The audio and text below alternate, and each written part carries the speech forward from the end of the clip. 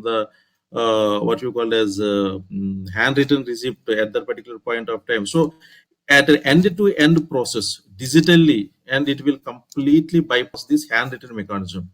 So especially Maharashtra government has contemplated this particular project long before, but then the implementation has been done of late.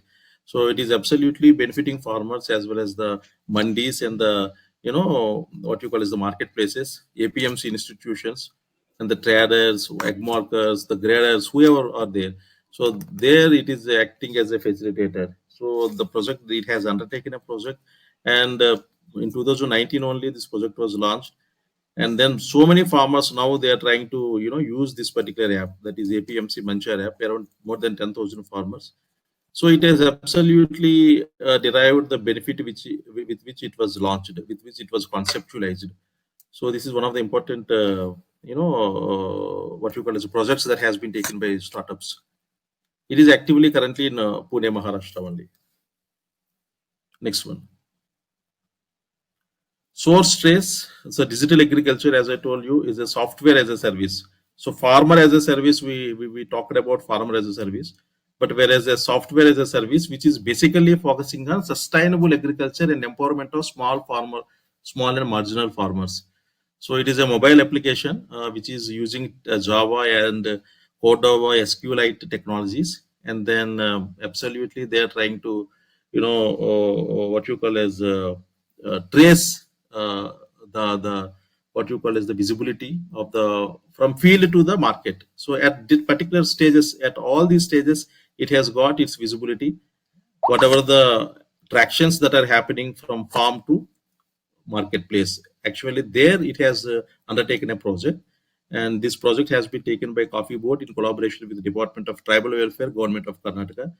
And most of the farmers who were unaware of the actual movement that was happening right from their farm gate to the mandis or the actual retail place. So this particular source trace, with this particular project, it has enlightened the various tractions that are happening, and it has also curbed off certain unwarranted things that were there in the process of transition. So that way it has really facilitated the farmers, and especially on plantation crops, their results they proved very, very, very well, and they were very useful. So now the government of Karnataka, it is trying to scale this particular project across all the plantation crops in all their regions.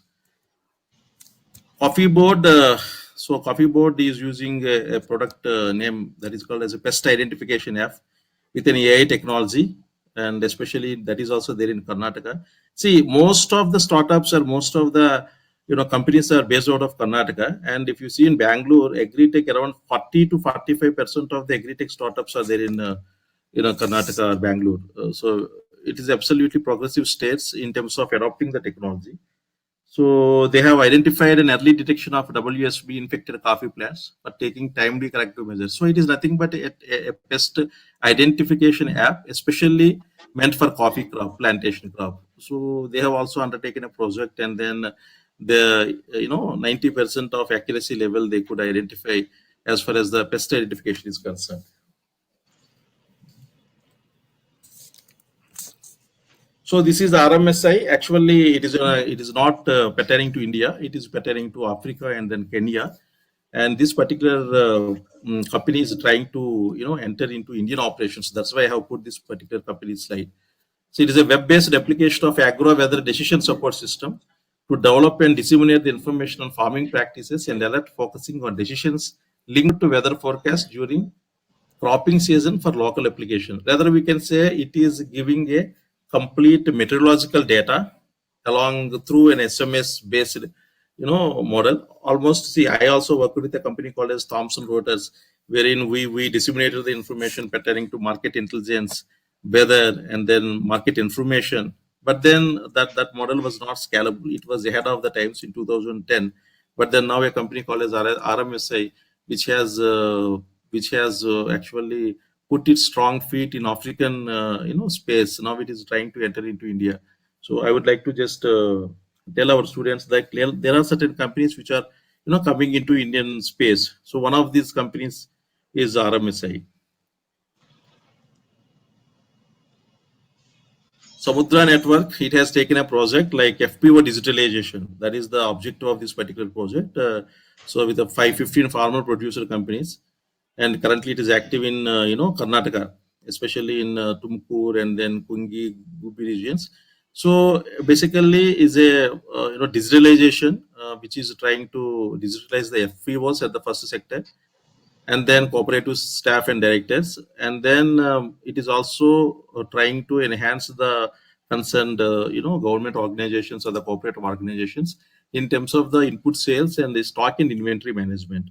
So with those objectives it has taken a project, and this particular project was approved and ratified by the even the cooperative sector of the government of Karnataka, and now they are scaling it to the required extent in the state. Mozo, it is absolutely farm intelligence. We know that market intelligence and the farm intelligence with a lot of what you call as machine learning technology they have used, and they are trying to what you call as bring in various parameters with respect to the data. And here, this intelligence is a little bit different from the regular intelligence which other companies have been adopting. So that is the mobile application interface, and they have got certain amount of what you call as data, and then they started using the data with the actual real data, and they're trying to ascertain the data points at various stages, and then based on the outcome, they are trying to scale it up to the next level. So this I don't want to talk much about the particular project and the kind of stuff, but what I can say is that these companies, with whatever the technology or whatever the interface which they are having at their disposal, they wanted to implement those technologies at the farmer level, at the field level, through certain projects, and they have evaluated their technologies, and 90 to 95% of their evaluations have been in favor of the technologies which they have adopted. So this is a very important, significant understanding that has to be, done by all the stakeholders. So the technologies which they thought of adopting are absolutely befitting, are absolutely, working at the field level. So that is how these projects reports have been, what you called as endorsing the results. So, if you see some of the key contributors, for arranging this particular what you call as data, I should mention Mr. Ramakrishnan, and then Mr. Sachin Nandanavana, who is a co-founder and director of Big Hat. Mr. Srivatsav Srinivasrao, he is a co-founder of Jivabhumi. Hemendra Mathur, Bharat Innovation Fund. Shashank Kumar, so founder CEO DHAT. Actually, he was an employee, with the software sector, but then he left it and he has, come up and he has made his own startups. And SkyMet is very, very important company in terms of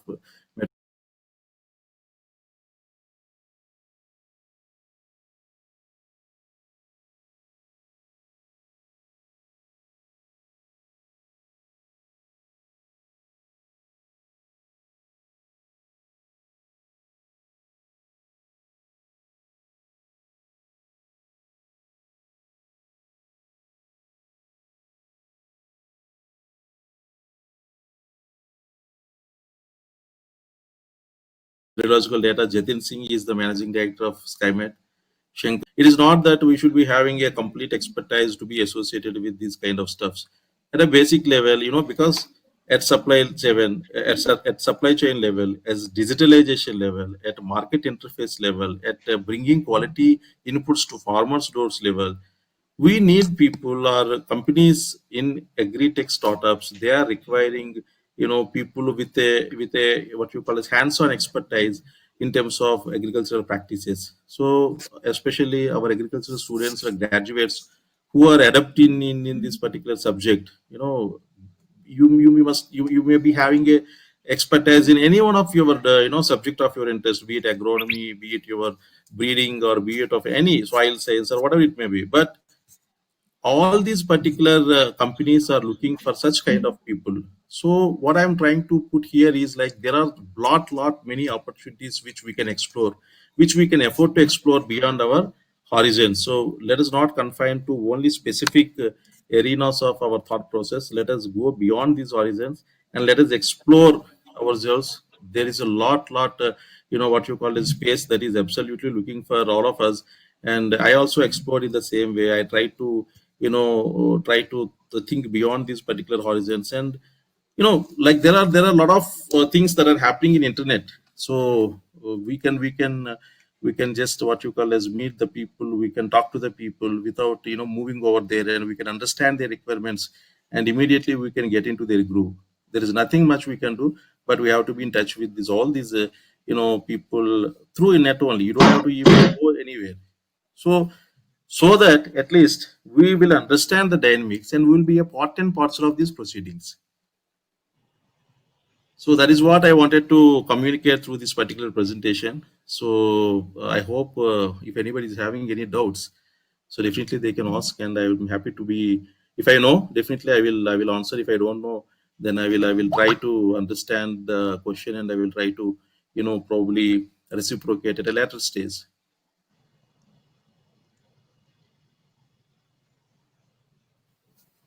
I think this is the last slide, madam. Last slide. Go ahead. Yes. Yeah. Yes. Yeah. Thank you very much, sir. It was very much informative, excellent presentation, sir. Especially for students, it would be very useful for them. Many avenues which are online you have mentioned, and it was all the participants appreciated your efforts taken for this presentation and the information you have shared. And we have received many questions in the chat box. Let us see one by one, sir. Yeah, sure.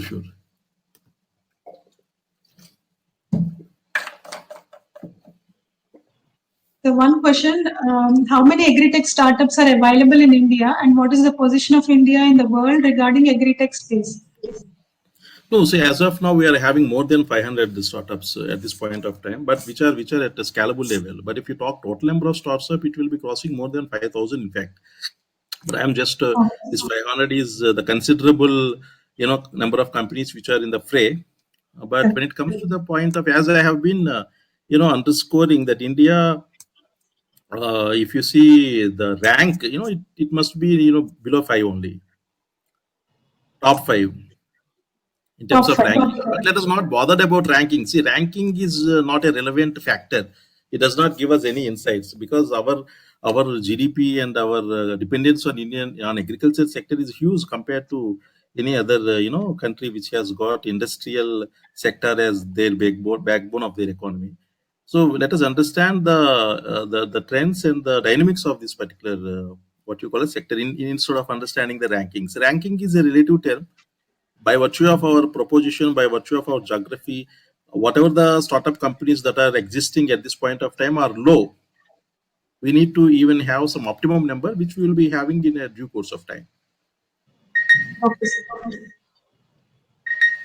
So one question from Dr. Vijay Sairam Kumar. He's asking, like, having so many online agri market portals, still the Indian farmer is groping in the dark and is exploited by the middleman network in India.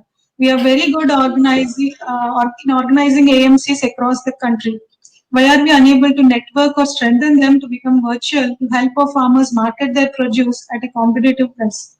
So that is what I have been discussing a lot, in the last 1 to 1.5 hours. We are at the nascent stage. Still, if you see the number of farmers or the total population that is engaged in the field of agriculture, the efforts are at the very nascent level.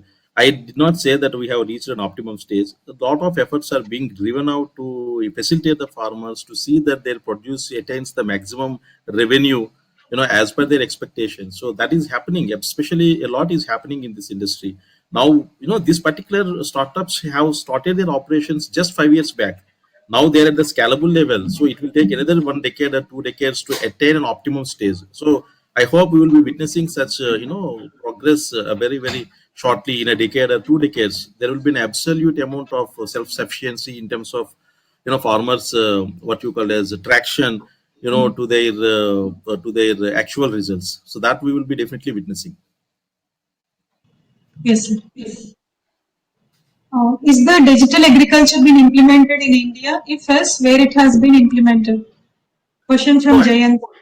See, digital agriculture has been implemented, way back. It's not a new concept. The moment, probably with the advent of internet, central government in 2000 itself, in the year 2000 itself, when the then Prime Minister, Mr. Vajpayee was there, at that time only, the Minister of Agriculture contemplated digitalization of agriculture through NABARD, and then the World Bank has funded a project.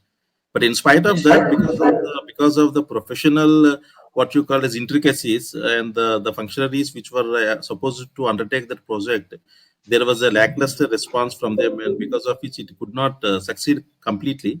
But then we can say that the operations have been started in 2000 only. But now most of the companies, they are coming with digital agriculture. How to reach out to the normal farmers, small and marginal farmers? So that is why now all these companies are coming. Like I told you, this Fasal is there now. Oh, no, I have put all most of the companies in that particular market space.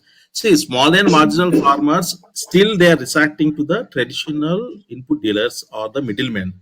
So now what they are trying to create a training program to all these particular middlemen through Department of Agriculture, so that there is a common understanding. Now there is one initiative that has been taken. I don't know whether it is practiced in the state of AP or not, but especially in the state of Gujarat, whenever any particular dealer wants to obtain any fertilizer license, they are connected to these platforms. They have to undergo a training, and then whatever the data of the farmers, that he is having, he has to produce this data to this particular project officer, who is absolutely meant for this particular program, so that any data which is lying unorganized goes into the system, so that this digitalization will be completely on board, and the small and marginal farmers will be benefited accordingly. So lot of activities are happening in this space. Thank you, sir. There is another question. What are the field applications of this microalgae in Indian context? Yeah. So microalgae, I can tell you, we are absolutely at this point of time, we are making our application in the field of agriculture. So we have got certain products which are fortification of microalgae and microbes, and these particular products are already commercialized, and we have got certain business collaborations with the companies like Sumitomo, Krishi Rasayan, and these companies are acquiring these products, and these agriculture as a whole will be benefited by microalgae, because microalgae are the single-celled plants which will contribute more than 50% of the oxygen on this particular globe. This is an astonishing fact. So Alga Energy as a company has developed this technology, so has cultured the microalgae, and they are trying to what you call as use this microalgae in various applications, because the USPs of the microalgae are very, very unique and different from the any regular seaweed kind of stuff.